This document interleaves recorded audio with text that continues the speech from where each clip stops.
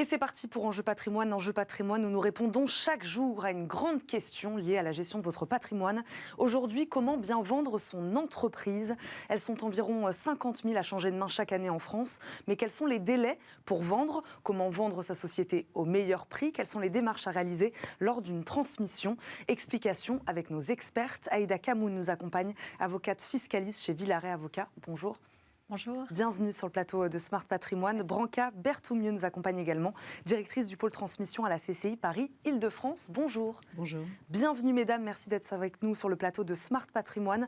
Un mot d'abord, Branca Berthoumieux, sur le marché de la cession d'entreprise. C'est un marché important. Oui, c'est un marché important. Les chambres de commerce et d'industrie sont au service des dirigeants d'entreprise. Nous avons un poste d'observation qui est très intéressant sur ces sujets-là. Et la transmission est une préoccupation forte du réseau consulaire depuis de très nombreuses années, tant les enjeux sont importants en matière de préservation des métiers, des savoir-faire et des emplois. À l'horizon 2023, il faut savoir que plus d'un quart des dirigeants de PME auront plus de 60 ans et plus de 30% auront plus de 55 ans. Alors, même si nous savons que l'âge du capitaine n'est pas le seul motif pour envisager de transmettre son entreprise, il n'en demeure pas moins que c'est à cette étape, à ce moment de la vie entrepreneuriale qu'on se pose les questions de savoir qui peut reprendre l'entreprise et comment va-t-on réaliser au mieux cette opération. Rien qu'en Île-de-France, 103 000 entreprises ayant un salarié au moins ont à leur tête un dirigeant qui risque effectivement de préparer la transmission de son entreprise. Et ce sont ce type d'entreprises, je me permets de rebondir, Berthoumieux, sur ce que vous dites, ce sont les entreprises, très petites entreprises finalement, c'est ça? Oui, tout à fait, puisque 97% du tissu économique français est composé d'entreprises de moins de 20 salariés. Donc, d'ailleurs, se pose souvent la question, mais on y reviendra, sur la nécessité d'anticiper.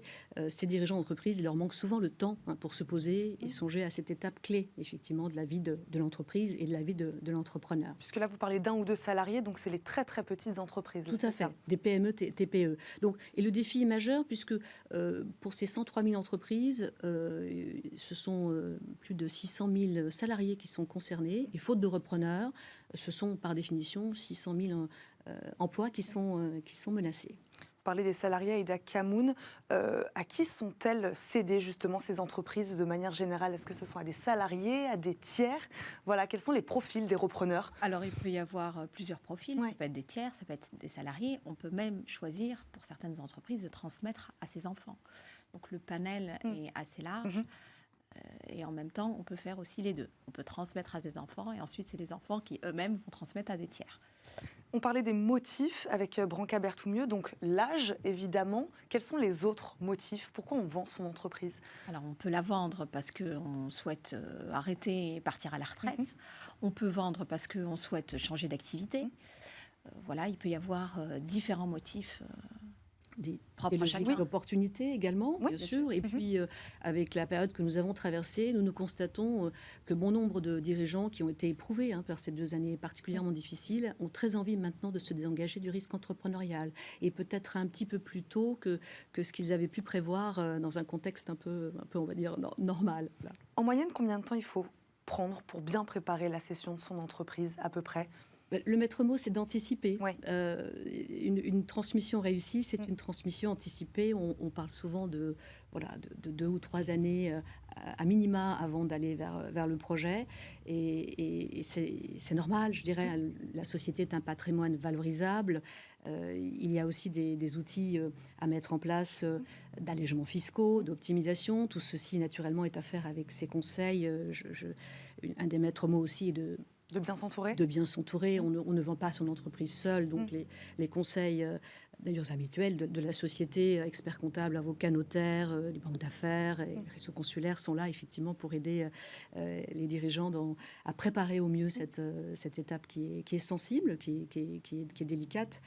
2 à 3 ans donc. 2 à 3 années. Alors, de préparation. Idéalement, ça peut mettre même un peu plus. On parle de 5 ans. Lorsque déjà il y a une préparation psychologique du cédant pour se préparer à céder, comprendre un petit peu pourquoi il cède, à qui il veut céder et préparer son entreprise. Après, on parle d'un délai de 2 ou 3 ans entre vraiment le moment où on va chercher l'acquéreur, ça y est définitivement, qu'on a pris la décision de vendre. Et donc, on va le chercher, le trouver, parce que ça peut prendre du temps en fonction du moment où on va céder, en fonction du nombre de repreneurs qui se présentent à nous. Et puis, il y a peut-être le temps de la négociation également. Il y a le temps de la négociation, la rédaction rédaction des actes, pour arriver au final à la cession définitive. Aïda Kamoun, qu'est-ce qu'on transmet dans une entreprise? Ça dépend? Fonds de commerce, titre de société? Alors, ça va dépendre. Quand on est une entreprise individuelle, on va transmettre le fonds de commerce, on n'a pas le choix. Lorsque on a une société, on peut transmettre soit les titres de sa société, soit son fonds de commerce. Et là, le choix va se faire un peu au cas par cas, parce que la fiscalité applicable n'est pas la même. Dans la mesure où c'est la société qui va céder son fonds de commerce, c'est la société donc, qui va récupérer l'argent de la cession. Donc, il va y avoir une première imposition au niveau de la société. Et puis, si le dirigeant souhaite investir, c'est un bon mécanisme parce qu'il va garder l'argent au sein de sa société, qu'il va réinvestir dans d'autres activités, par exemple. Mais si jamais il veut récupérer cet argent à titre personnel, dans ce cas-là, il va avoir une imposition des dividendes, donc une deuxième imposition.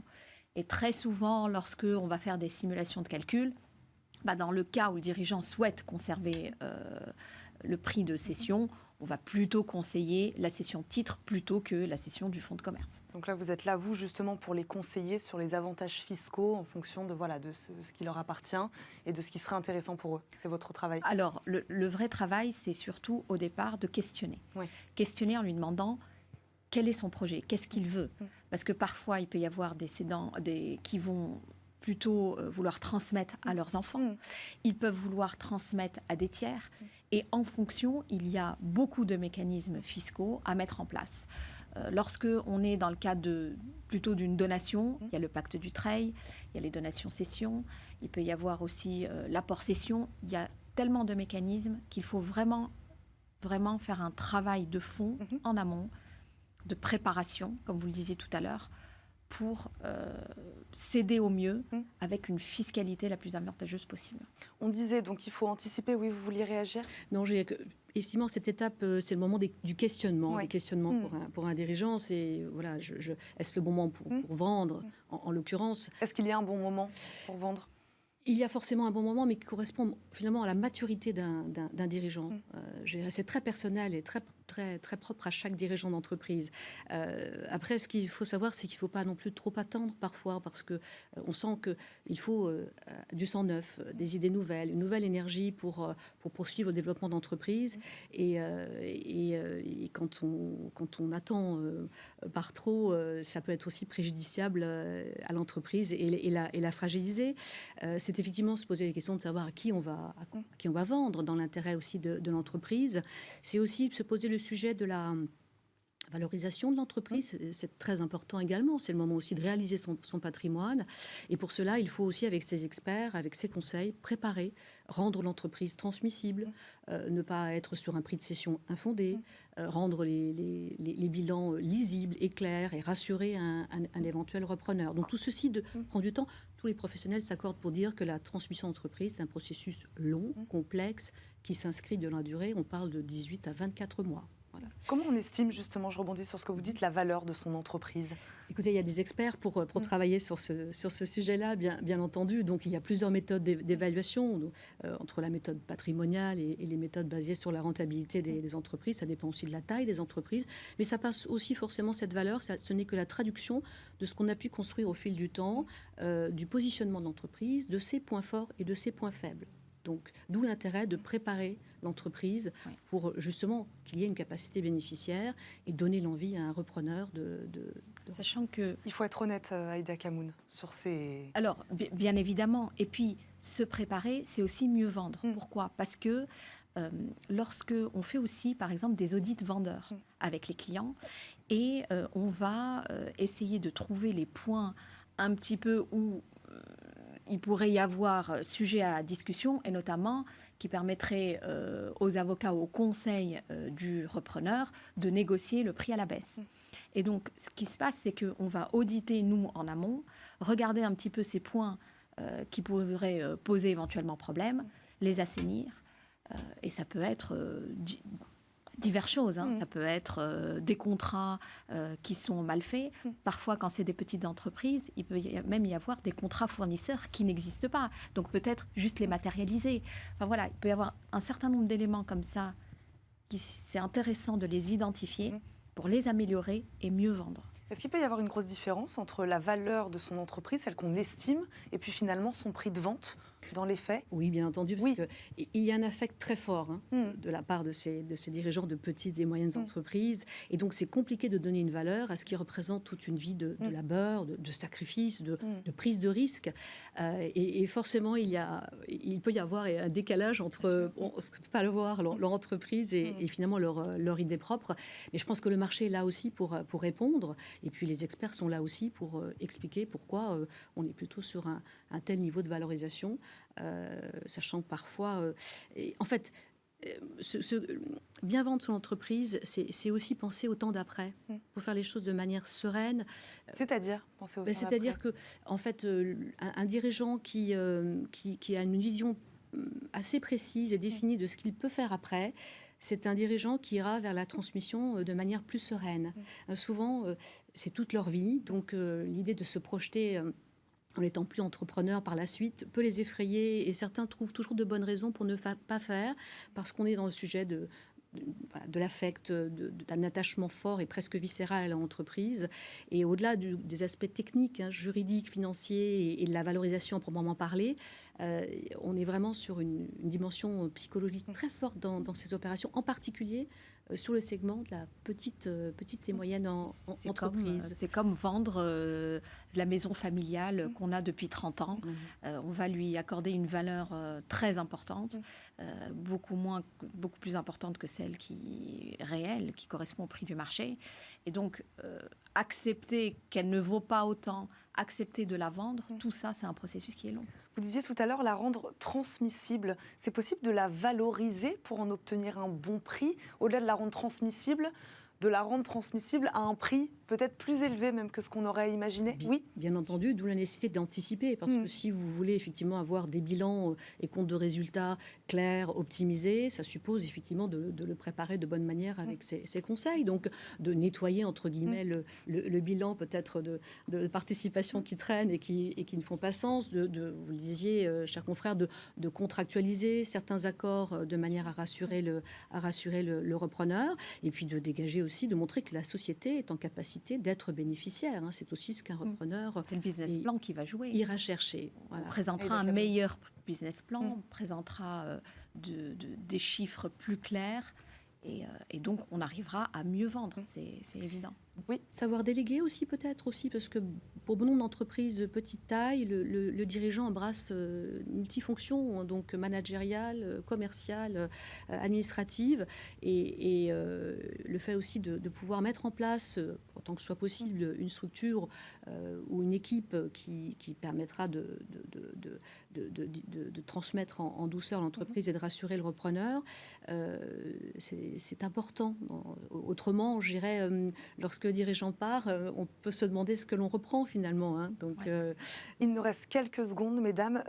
Dans les faits, c'est difficile de retrouver un acquéreur, de trouver un repreneur. Pour une entreprise, combien de repreneurs se présentent ? Écoutez, aujourd'hui, le marché est un peu déséquilibré, en l'occurrence, mais je pense que avec l'aide de ces conseils, en préparant au mieux cette étape qui est clé et très sensible de la vie d'un entrepreneur, on arrive bien entendu à trouver une solution de transmission. Il faut s'adresser effectivement aux bonnes personnes, se faire accompagner, et puis avoir l'impression, il faut faire les choses de manière sereine, comme pour tout acte, c'est un acte de gestion que de transmettre son entreprise, et pour le dirigeant, bien vendre, c'est aussi avoir l'impression d'avoir remis l'entreprise et les salariés, ainsi que les salariés, entre de bonnes mains. Il ne faut pas oublier qu'un repreneur est souvent mieux préparé à la reprise que le cédant, parce qu'il est dans une période transitoire de sa vie, qu'il a pris le temps de s'informer. Le cédant, au contraire, lui, va être vraiment pris dans le quotidien de l'entreprise et donc va avoir moins le temps. Donc c'est un déséquilibre qu'il faut essayer de combler. Intéressant, le repreneur rapidement. plus préparé que le cédant. Merci beaucoup mesdames d'avoir répondu à nos questions aujourd'hui. Aïda Kamoun, avocate fiscaliste chez Villaret Avocats, Branca Berthoumieux, directrice du pôle transmission à la CCI Paris-Île-de-France. Merci beaucoup à toutes les deux et merci à vous de nous avoir suivis. On se retrouve demain, même heure pour un nouveau numéro de Smart Patrimoine. À demain.